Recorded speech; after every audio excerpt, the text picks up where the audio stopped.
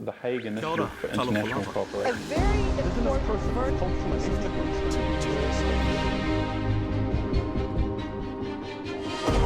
Almost every language the Israel other than Institute of New English Zealand. and My French. roots come from Jerusalem. I'm Ashley Church. I'm here today again with Dr. David Kuhlman from the Israel Institute, and this is the Israel Report.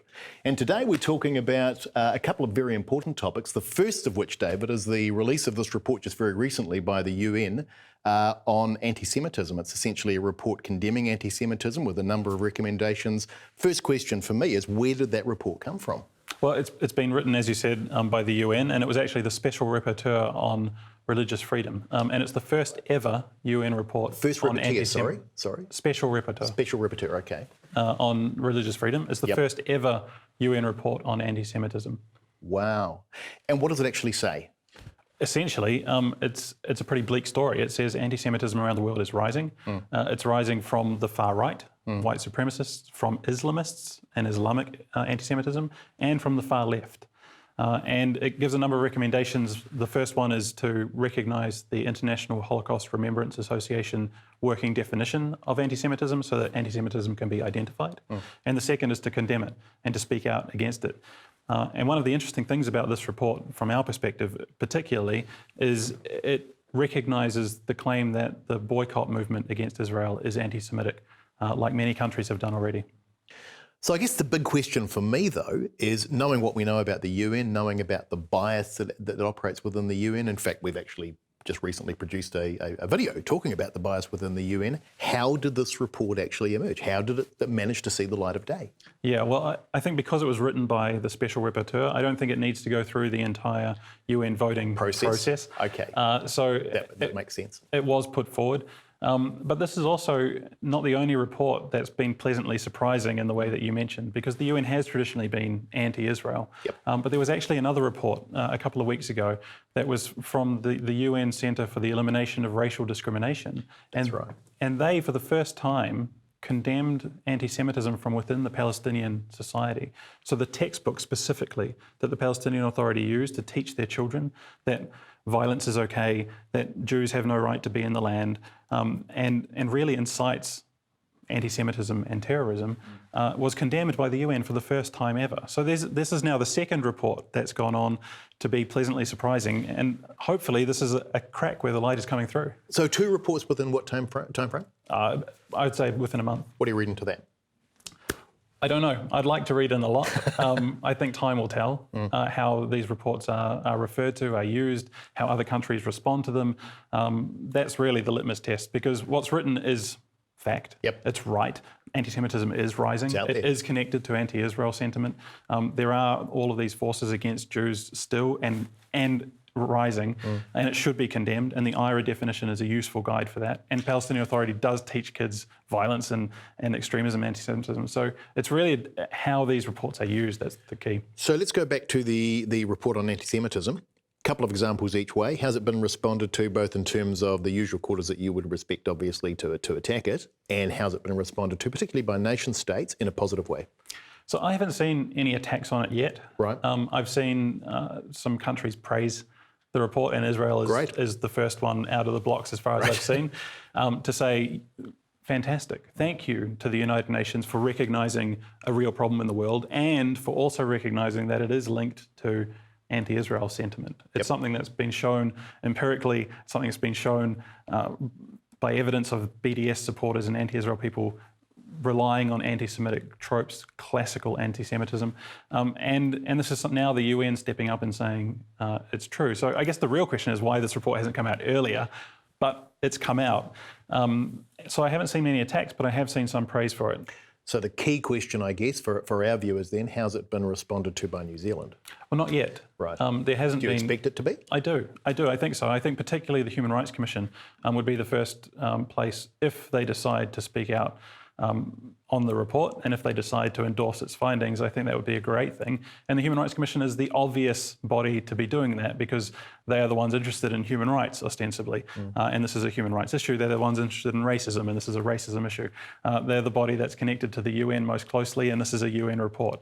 I also hope that our government officials, our MPs and our ministers would also comment on this, because what's been saddening to me is to see the growth of anti-Semitism from within our MPs, particularly a Labor MP who has openly promoted We're going to name BDS. it. We know who that is. We're going to name him. Dr. Webb. Dr. Duncan Webb. Duncan Webb from Christchurch has openly endorsed BDS, and he hasn't been condemned by his party. No. Or any other minister. In fact, they've doubled down and supported him. Well, yeah, it's a real shame. So I hope that this report resonates. I hope that it's taken on board, and I hope that New Zealand doesn't follow the UK example. So watch the space on that. So okay, so talking about anti-Semitism in this report, let's segue that into something which for me is almost like the epitome of anti-Semitism, and that's the work that's been going on over the last 2 or 3 years around this organisation, which will be familiar to some people, called BDS. So boycott, divest, and sanctions against Israel. Now, for me, this is simply the latest morphing of what is a trend that's been going on for 2,000 years, which is ways of trying to attack Israel in all of its various and nasty forms. It's simply another form of anti-Semitism, and in that sense, it's simply a reincarnation of the same old archaic evil that's been going on for a long time. But tell us a little bit about what's been happening with BDS. Well, you're entirely right, and that's part of what this UN report points to. It does name anti-Israel sentiment that clearly crosses over into anti-Semitism, not legitimate criticism of Israel, and it names the boycott movement as a movement that could be anti-Semitic, and it shows that some of those supporters of the BDS movement, like one of our MPs is a proponent of, but some of the supporters do cross over into classical anti-Semitism as well. So this UN report is a useful document in that respect. And a couple of weeks after the UN document, the Israeli Ministry of Foreign Affairs put out a document called Behind the Mask. Fantastic document. Where they looked at social media accounts of the leaders of the BDS movement, and they found egregious examples of classical anti-Semitism, of comparing Israel to Nazis, of Jews controlling the media and controlling politics, of these disgusting racist tropes by people who claim to be anti-racists, pro-Palestinians. They're clearly anti-Israel, anti-Semitic. That report's going to be available through our website? Yes, we'll put a link to that under this video as well. So the question that comes up, and it's the question I get from time to time, and I'm going to put it to you, the question that comes up is from people who say to me, well, surely what BDS is doing is just the same thing that the anti-apartheid was doing against South Africa back in the 70s and 80s, and therefore it's a legitimate movement and it's a political action designed to get a particular result. Why do you think that's not valid? Well, I'll refer to what other countries have said before I tell you my thoughts as well. So the United States has recently passed a bill in their government with strong bipartisan support that says boycotting Israel is discriminatory. Right. So they've essentially said this movement is a discriminatory movement, just as there have been discriminatory movements against women, against blacks, against homosexuals throughout time. This is not right, and we will not have it in our country. If you want to have a contract with the government now, you have to be open to doing business with Israel. You can't discriminate. So the US has strong bipartisan support for that position, and so does Germany. Now, the interesting thing about the German motion that was passed in their parliament was it said the boycott movement against Israel is just like the Nazi boycott of Jews in the 1930s. Right. And that, I think, speaks to the heart of why the BDS is discriminatory, is anti-Semitic, and is racist. It has the same tactics and methods as the anti-apartheid movement in South Africa, but the two conflicts, the two situations are completely different. There is no apartheid in Israel. Israel is the 10th oldest democracy in the world. It has equal rights for all of its citizens. There are problems, there are issues that need to be resolved through negotiations, and focusing on one side of this conflict and pressuring one side of this conflict, the side that's shown a willingness to compromise, the side that's always been willing to give up land for peace, the side that's wanted negotiations, is not the right way to bring about peace. The BDS movement is not bringing about peace. It's driving peace further away because not only does it it not want there to be interactions where people can learn and identify and try and resolve differences. It also pressures only one side, and it harms the Palestinians. That's the interesting thing too, that they talk about pressuring one side. So all of the tactics always cast the Israelis as the aggressor, as the enemy, as the bad guys of history. The anything which has been any act that's been committed by on the Palestinian side is either glossed over or in some way tried to explain away as being reasonable by that particular party. So it's a very biased approach to this whole view. Is that a reasonable position? It is, and there's two problems with that. The first problem is it says to the Palestinian leaders, do what you like. Don't worry about it. Yeah. Don't negotiate. Yep. We'll make sure that you end up with what you want in the end. You don't have to do anything. Yep. It's the same reason why the UN, only focusing on Israel, sends a clear message to Palestinian leaders. You don't have to negotiate. Don't worry about compromise. Don't worry about anything. We'll make sure that you get what you want. There's no incentive to negotiate. Yep. The second reason that that's a real problem is because BDS says that they're non-violent. But when you excuse violence, when you don't condemn terrorism against Israel, you're not really non-violent. No. You're accepting violence. And so I think it again undermines the whole cause and the whole reason. It's not about peace. I'd actually question too whether that non-violence characterisation is actually accurate. And I think, for example, of the flotilla a couple of years ago where clearly there were acts of aggression taking place as part of that protest. So it's an interesting movement in that regard. Key question, again, same question I asked you of the UN report, how has New Zealand responded or how will it respond? I'm not sure. So I spoke about the US, I spoke about Germany passing motions and laws against the boycott, the discriminatory boycott against Israel. Our traditional partners. Other countries have also done the same. So Spain and France and some jurisdictions, they've also said this is discriminatory, this is dangerous, this is not right. Yep. We won't allow our countries to buy into this. Individual citizens, of course, can do whatever they like, yep. But this is not something for our country. There hasn't been such any condemnation of it from our leaders that I've seen. And in fact, we spoke about Dr. Webb, who's openly supported it, which I think is a very dangerous road to start travelling down. And as I said, my fear is that New Zealand Labour Party in particular may be walking down the same road that the UK Labour Party walked down. Which is frightening. And the UK Labour Party is now under investigation by the UK equivalent of our Human Rights Commission for not dealing with antisemitism. So a precedence has been set. Well, I hope it doesn't. I hope New Zealand can step back from that. I hope that Dr. Webb can be condemned appropriately, brought into line, come back to the Labour Party position has always been a two-state solution. Yep. So let's have the negotiations and let's not focus on only one side, and let's be fair and reasonable about this. Fantastic. So just before we finish, we're about to go to a fantastic video. We've got a series of videos we've been producing. The video today is from Sam Mangai, and it's talking about BDS, the issues that you and I have talked about today. But just before we do that, as we always do, talk a little bit about the Israel Institute and particularly about what's going on with our website. We've got a revamped website, I think, for people that haven't visited for a while. So go to israelinstitute.nz and check it out. And you can sign up to our newsletter there as well. And I think that's a nice way to keep in touch on a fortnightly basis, not only with the new articles that we've got, the new videos that we've got, but also on general news that we put out and curate for everyone. A really important thing too, I think, is for people who've been to the site in the past, it's constantly changing. The content on it is different all the time. So the sorts of topics that we've talked about today, as they come up, that's appearing on the site. So anybody who's been to the site maybe in the last few months and not been back, go back and have another look. There's lots of new material there. And every 2 hours there's a new news story. Every 2 hours, fantastic. We're like a TV station or a radio station. That's it. There's a curated news feed that you can jump onto. It's on our Facebook group as well, on our Twitter feed as well. Great. Constantly news articles that are of interest to keep people updated. Fantastic. Thanks, David. And so now we're going to have a look at this fantastic new video talking about BDS from Sam Mangai. During my first year at the University of Otago in 2002, a friend invited me along to a campus club meeting where some students were discussing strategies for opposing Israel.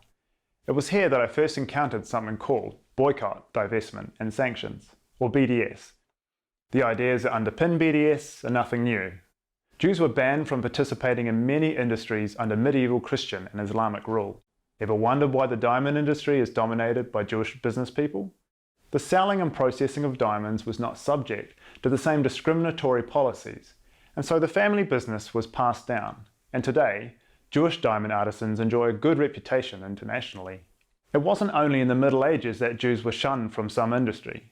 Under the Third Reich, Jewish businesses were boycotted, and even before the Nazis came to power, Jews were forbidden from attending university, and the 1933 laws excluded Jews from serving as teachers, professors, judges, or in other government positions. The exclusion of Jews from certain professions was also commonplace in Arab lands, with the additional tax imposed on non-Muslims for the ability to practice their religion. And when Israel was reborn in 1948, Arab countries conditioned their trade with companies and nations on them not doing business with Israel, not doing business with any other company that trades with Israel, and on not hiring or promoting Jews within the company. While Arab nations have slowly opened up to trade and diplomatic relations with Israel, there is still a hardcore group of extremists that believe a boycott of the Jewish state, like the Nazi boycott of the Jews, will bring about its destruction. The Boycott, Divestment and Sanctions campaign was founded by Omar Bagati, and he has said, definitely, most definitely, we oppose a Jewish state in any part of Palestine.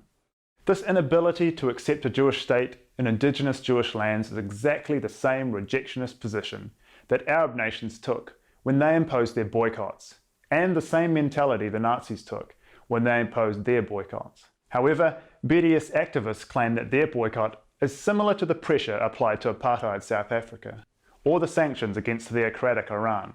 This is seductive for those who don't know better. The truth is that Israel is more like New Zealand, or Canada, or Australia, in terms of its treatment of citizens of all ethnicities and religions, than South Africa or Iran. BDS activists say they support freedom of expression for those people who refuse to perform in or deal with Israel, yet eschew the same freedom when the ideologies are not aligned. BDS activists have harassed and intimidated artists, sports people, business owners, and scholars who do not share their ideology.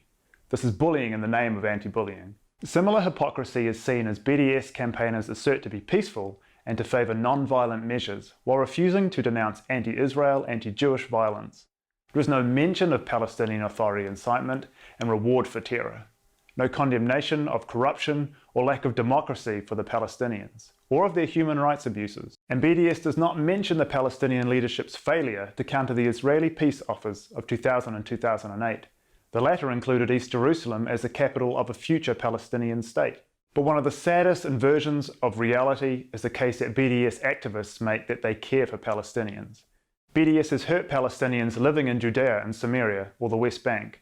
For example, one of the so-called wins that BDS claimed was the closure of a SodaStream factory in Mashur Adumim. Palestinians who had been employed by the Israeli company were laid off when the factory closed, losing their good-paying jobs and the opportunity to work alongside Jews and Israeli Arabs. The financial burden of losing a job has devastated families, but BDS celebrates. And BDS seems completely oblivious to the Arab Palestinians who have been left in refugee camps in Lebanon, in Syria, in Iraq, or anywhere else for 70 years. The intent of BDS is to completely delegitimize the Jewish state through misinformation, and meeting its demands would mean the destruction of Israel.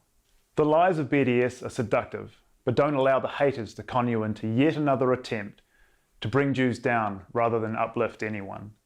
BDS is not for peace.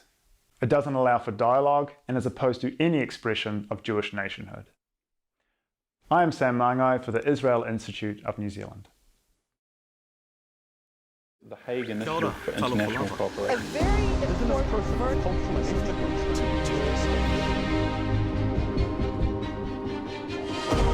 Almost every language Israel other than Institute of New Zealand. My roots come from Jerusalem.